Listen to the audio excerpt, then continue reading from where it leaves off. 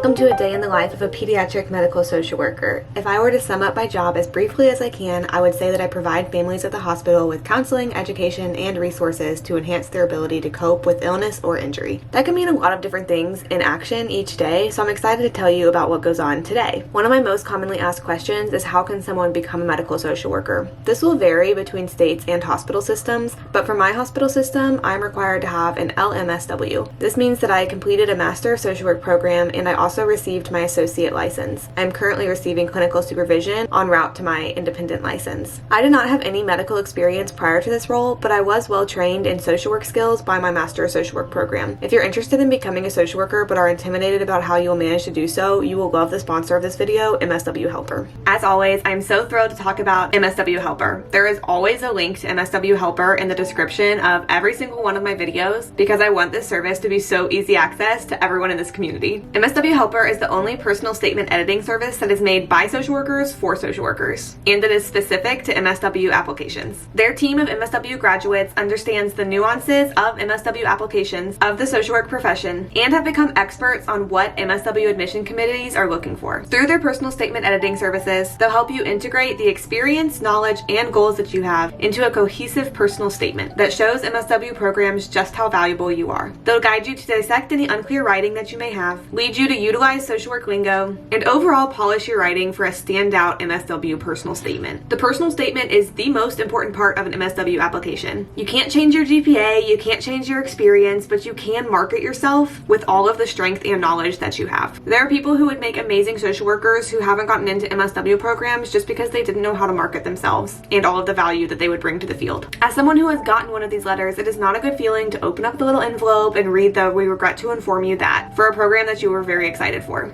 Utilizing services like MSW Helper allows you to tap into the knowledge of people who have not only gone through it themselves, but who have dedicated their time to becoming experts on empowering others to follow in their footsteps. Your writing ability should not impact your access to social work education. Since MSW Helper's #1 goal is to help you feel confident in your MSW application, they also offer free resources on their website. Make sure to browse their website via the link below to utilize the resources and services that are available to you. Thank you, MSW Helper, for sponsoring this portion of the video.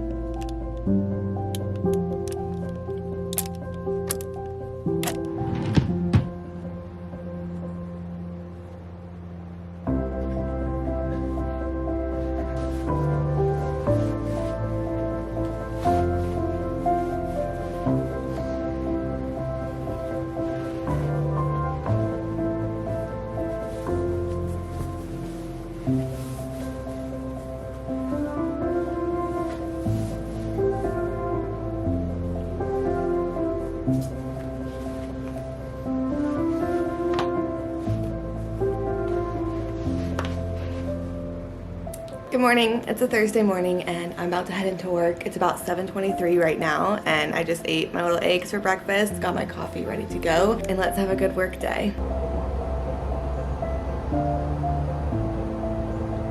To start my day, I check on the census to see who discharged and who is new. There are some follow-up programs and resources that patients could only be referred to once they're discharged from the hospital, so I'll make note of any referrals I can complete based on who is now back at home. If a patient is new, I'll briefly review their chart. The main things I check are their H&P, which stands for history and physical, that doctors write for each admission. This note summarizes a brief medical history, gives the reason for hospitalization, gives a general idea of the plan for admission, even if that is just to obtain further testing to understand what is going on, and sometimes social issues will be noted in the H&P. I next check if there are any previous notes from social workers for a new patient so I can be aware of previous social work interventions. Next, I check if there are any social work consults for my patients. Social workers can be consulted for a huge range of things at the hospital. I would say the most common ones I receive are for meal assistance, transportation, and counseling and support. Lastly, I check if there are any admissions flagged as high risk. There is a system at our hospital where certain diagnoses flag social workers to check on the situation and patient to assess for any child protection needs. Examples of these diagnoses are things like bone fractures, loss of consciousness events, poor weight gain in a child, or toxic ingestion. Each of these things can occur without child neglect or abuse occurring, but they are more high-risk situations, and ensuring a social worker assesses the situation helps no kid fall through the cracks. I will also be notified if there is any current child protection involvement in a patient who is at the hospital, whether this is investigation, family preservation, or if they're actually under the custody of Child Protective Services. As a social worker in the pediatric hospital, I act as a liaison between the hospital and child protection. Looking through my voicemail and email also gives me some to-dos for the day. Today, a parent reached out to me to help coordinate a sibling visit. I advocated to unit leadership for the sibling visit exception and also consulted our child life team to help sibling coping when they do visit. A parent also emailed me confirming the times they would need visitation rides to and from the hospital, so I called Medicaid Transportation Company to schedule these rides so that this mom could visit her baby.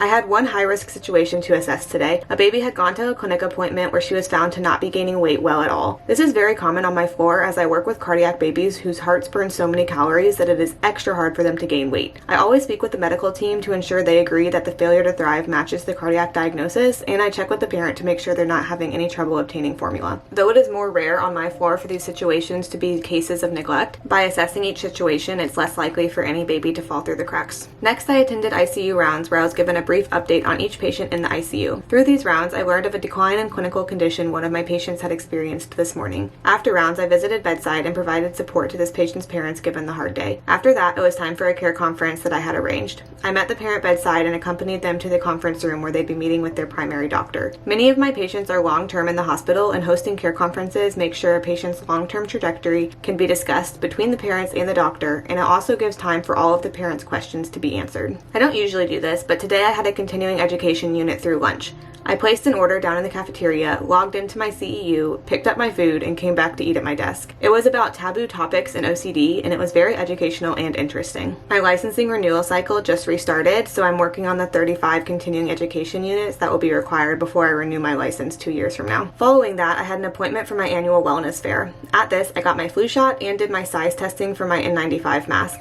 When I returned to my desk, I began typing the note for the care conference earlier that day. I received a call from a nurse that a parent had requested me, so I headed to their bedside. She asked for assistance scheduling visitation transportation rides, so I confirmed the dates and times and then called to schedule these. These Medicaid rides were longer distance, almost 250 miles, so I also escalated them to the transportation leadership to help improve the chances a driver would be assigned on time. Something unique about where I work is that people truly come from all over the state to this hospital. I have patients' families who live over 5 hours away. I finished today by typing all of my notes. I don't always finish every note the same day, but I make sure to finish them at least by the following day at the latest because my notes are my best form of consistent communication to the ever-changing medical team. My night routine following a day of work usually depends to an extent on the day that I had. Sometimes I need to work in extra processing time, extra decompressing time, or extra self-care time. Today wasn't all too hard, so I could go about business as usual. I ate dinner and headed for a session at the gym. When I got home, I showered and then read for a bit to finish off my night. Thank you so much for joining me in a little day in the life of a pediatric medical social worker. What else would you like to see? Don't forget to check out MSW Helper from the link in the description below. Thank you again, MSW Helper, for sponsoring this video.